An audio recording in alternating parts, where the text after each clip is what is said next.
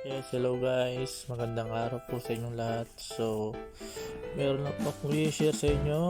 Ito, yung aking farm. So, nakitlog na rin sa wakas yung mga alaga kong manok. So, nakaipon naman ako ng mahigit isang tray na itlog.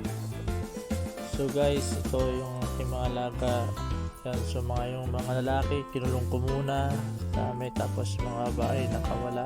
So, yan, pag nagsabay-sabay na po sila mga itlog, so kami lang kung haharvestin na itlog araw-araw. Yan guys, so nakikita nyo, so yung mga manok na mga alaga ko. Yan, so yan.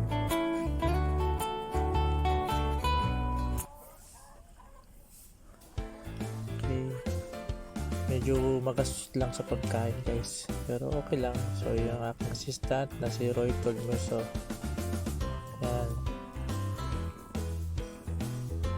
yun yung pugad na ginawa ko. So merong itlog yan,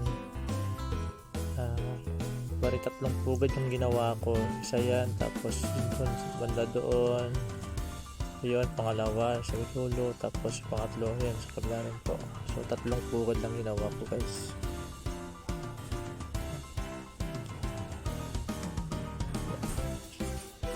So mamaya mag-harvest tayo ng itlog. Papakita ko sa inyo yung mga itlog na na-harvest ko guys. Yun, kinukuha nila na